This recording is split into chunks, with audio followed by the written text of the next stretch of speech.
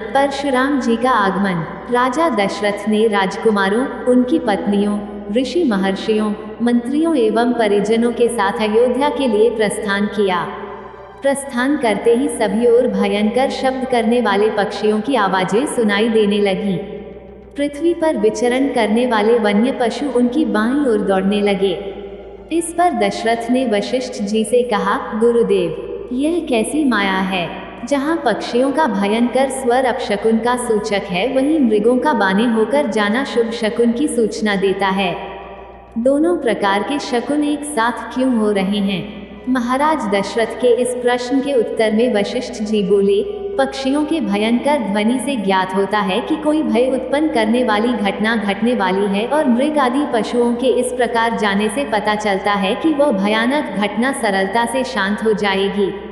इसलिए आप किसी प्रकार की चिंता न करें। यह वार्तालाप अभी चल ही रहा था कि बड़े जोरों की आंधी आई, परिणाम स्वरूप वृक्ष पृथ्वी पर गिरने लगे। तभी राजा दशरथ को भरे गुकुल के ऋषि परशुराम दृष्टिगत हुए।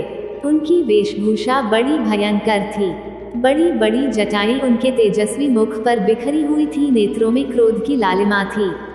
कंधे पर कठोर फरसा और हाथों में धनुष बाण थे। ऋषियों ने आगे बढ़कर उनका स्वागत किया और इस स्वागत को स्वीकार करने के उपरांत वे श्री रामचंद्र से बोले, दशरथ नंदन राम, हमें ज्ञात हुआ है कि तुम बड़े पराक्रमी हो और तुमने शिव जी के धनुष को भंग कर दिया है और इस प्रकार तुमने अपूर्व ख्याति प्राप्त की है। मैं तुम्हारे लिए एक और अच्छा धनुष लाया हूँ। यह धनुष साधारण नहीं है, बल्कि जमदग्नि कुमार परशुराम का है। इस पर बाण चढ़ाकर तुम अपने शौर्य का परिचय दो। तुम्हारे बल और शौर्य को देखने के पश्चात मैं तुमसे द्वंद्व युद्ध करूंगा। परशुराम की बात सुनकर राजा दशरथ विनीत स्वर में बोले, भगवन, आप वेदविद स्वाध्यायी ब्राह्मण हैं। क्षत्रियों का विनाश करके आप बहुत पहले ही अपने क्रोध को शांत कर चुके हैं। आपने इंद्र के समक्ष प्रतिज्ञा करके अस्त्र शस्त्र का परित्याग भी कर दिया है। इसलिए हे ऋषिराज, आप इन बालकों को अभय दान दीजिए। यदि आपके हाथों राम मारा गया तो हम में से कोई भी उसके वियोग में जीवित नहीं रह सकेगा। परशुराम जी ने दशरथ की बात पर कुछ भी ध्यान नहीं दिया। वे राम से बोले, राम, संसार में केवल दो ही धनुष सर्वश्रेष्ठ माने जाते हैं। सारा संसार उनका सम्मान करता है। विश्वकर्मा ने उन दोनों को स्वयं अपने हाथों से बनाया था। उनमें से एक भगवान शिव के पास था और उसी से भगवान शिव ने त्रिपुरासुर का वध किया था। तुमने उसी धनुष को तोड़ डाला है। दूसरा दिव्य धनुष मेरे हाथ में है। यह भगवान विष्णु का धनुष है। यह भी पिनाक की भांति ही शक्तिशाली है। एक बार शिव और विष्णु में भयंकर युद्ध हुआ। विष्णु को देवताओं ने श्रेष्ठ मानकर शांत किया। शांत होने पर विष्णु ने भृगुवंशी ऋचिक मुनि को धरोहर के रूप में वह धनुष दे दिया। अपने पूर्व पुरुषों से यह धनुष मुझे प्राप्त हुआ है। अब तुम एक क्षत्रिय के नाते इस धनुष को लेकर इस पर बाण चढ़ाओ और सफल होने पर मेरे साथ द्वंद्व युद्ध करो।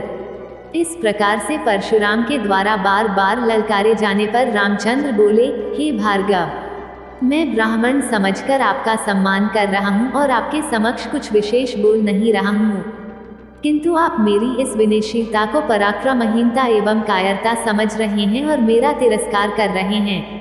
लाइए, धनुष बाण मुझे दीजिए। यह कहकर उन्होंने झपटकर परशुराम के हाथ से धनुष बाण ले लिए और धनुष पर बाण चढ़ाकर बोले, हे भृगुनंदन, ब्राह्मण होने के कारण आप मेरे पूज्य हैं, इसलिए इस बाण को मैं आप पर नहीं छोड़ सकता।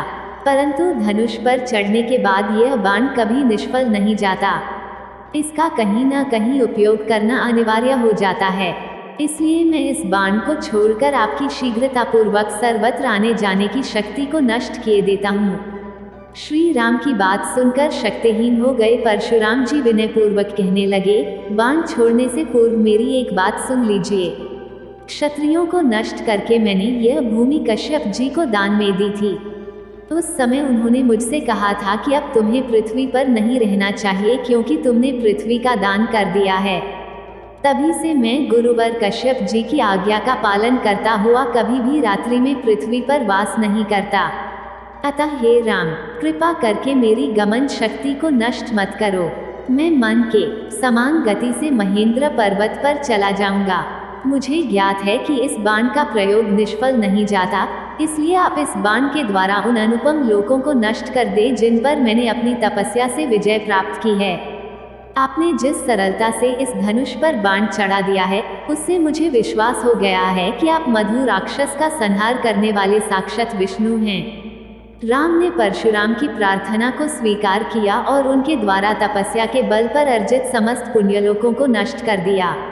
इसके पश्चात परशुराम जी तपस्या करने के लिए महेंद्र पर्वत पर चले गए और वहां उपस्थित सभी ऋषि मुनियों सहित राजा दशरथ ने रामचंद्र की भूरी भूरी प्रशंसा की।